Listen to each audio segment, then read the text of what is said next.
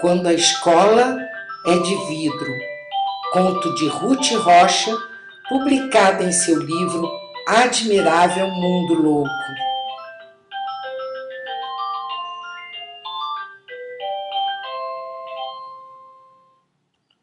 Naquele tempo, eu até que achava natural que as coisas fossem daquele jeito. Eu nem desconfiava que existissem lugares muito diferentes. Eu ia para a escola todos os dias de manhã e quando chegava, logo, eu tinha que me meter no vidro. No vidro. Cada menino ou menina tinha um vidro e o vidro não dependia do tamanho de cada um. Não. O vidro dependia da classe em que a gente estudava. Se você estava no primeiro ano, ganhava um vidro de um tamanho. Se você fosse do segundo ano, seu vidro era um pouquinho maior. E assim os vidros iam crescendo à medida em que você ia passando de ano. Se não passasse de ano, era um horror. Você tinha que usar o mesmo vidro do ano passado, coubesse ou não coubesse. Aliás, nunca ninguém se preocupou em saber se a gente cabia nos vidros. E para falar a verdade, ninguém cabia direito. Uns eram muito gordos, outros eram muito grandes. Uns eram pequenos e ficavam afundados no vidro. Nem assim era confortável. Os muito altos, de repente, se esticavam e as tampas dos vidros saltavam longe. Às vezes até batiam no professor. Ele ficava louco da vida e atarrachava a tampa com força, que era para não sair mais. A gente não escutava direito o que os professores diziam. Os professores não entendiam o que a gente falava. As meninas ganhavam os vidros menores que os meninos. Ninguém queria saber se elas estavam crescendo depressa, se não cabia nos vidros, se respiravam direito. A gente só podia respirar direito na hora do recreio ou na aula de educação física. Mas aí a gente já estava desesperado de tanto ficar preso. E começava a correr, a gritar, a bater uns nos outros. As meninas, coitadas, nem tiravam os vidros no recreio. E na aula de educação física, elas ficavam atrapalhadas. Não estavam acostumadas a ficarem livres. Não tinha jeito nenhum para a educação física. Dizem, nem sei se é verdade, que muitas meninas usavam vidro até em casa. E alguns meninos também.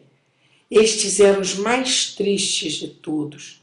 Nunca sabiam inventar brincadeiras, não davam risada à toa, uma tristeza. Se a gente reclamava, alguns reclamavam. E então os grandes diziam que sempre tinha sido assim. Ia ser assim o resto da vida. Uma professora que eu tinha dizia que ela sempre tinha usado vidro, até para dormir, por isso que ela tinha boa postura. Uma vez um colega meu disse para a professora que existem lugares onde as escolas não usam vidro nenhum e as crianças podem crescer à vontade. Então a professora respondeu que era mentira, que isso era conversa de comunistas ou até coisa pior.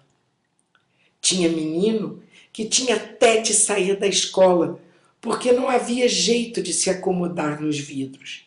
E tinha uns que, mesmo quando saíam dos vidros, ficavam do mesmo jeitinho, meio encolhidos, como se estivessem tão acostumados que até estranhavam sair dos vidros.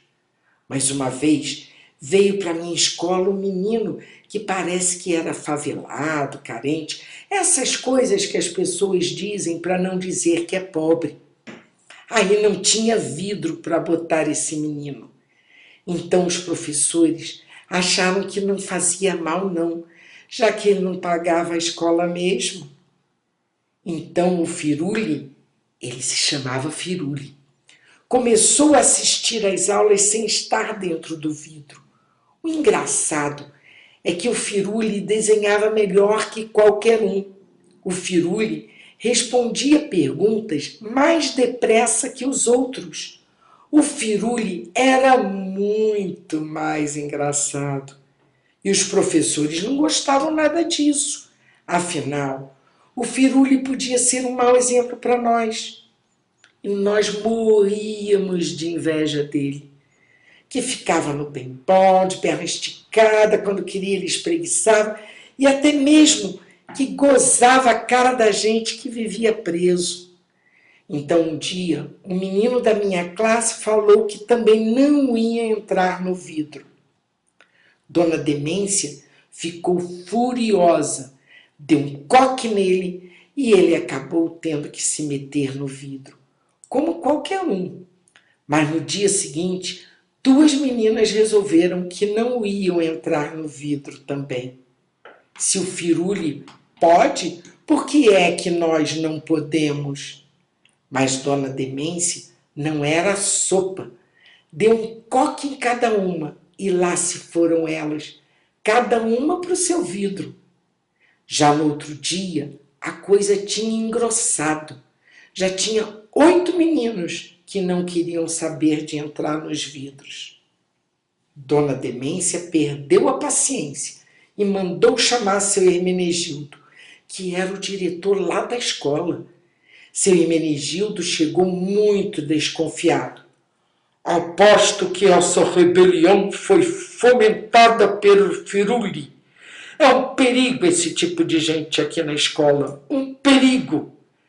A gente não sabia o que queria dizer fomentada, mas entendeu muito bem que ele estava falando mal do Firuli.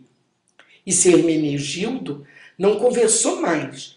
Começou a pegar os meninos um por um e enfiar a força dentro dos vidros. Mas nós estávamos loucos para sair também. E para cada um que ele conseguia enfiar dentro do vidro, já tinha 2 fora. E todo mundo começou a correr do seu Hermenegildo, que era para ele não pegar a gente. E na correria começamos a derrubar os vidros. E quebramos um vidro, depois quebramos outro e outro.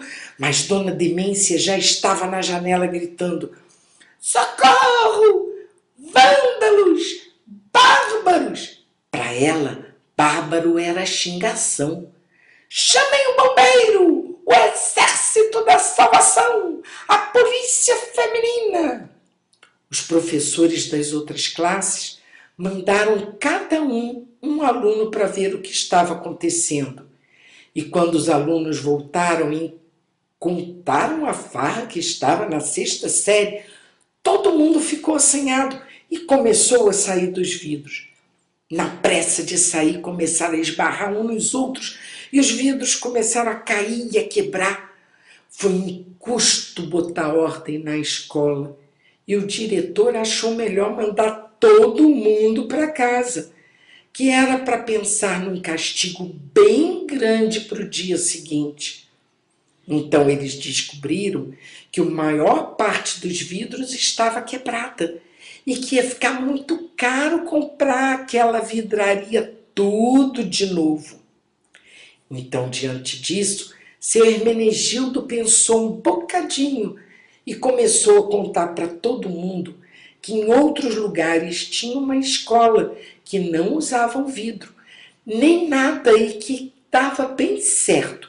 As crianças gostavam muito mais e que de agora em diante ia ser assim, nada de vidro. Cada um podia se esticar um bocadinho, não precisava ficar duro nem nada, e que a escola agora ia se chamar Escola Experimental.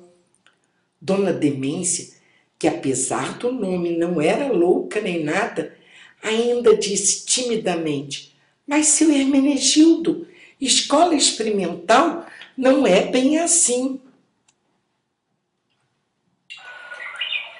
Seu Hermenegildo não se perturbou. Não tem importância. A gente começa experimentando isso, depois a gente experimenta outras coisas.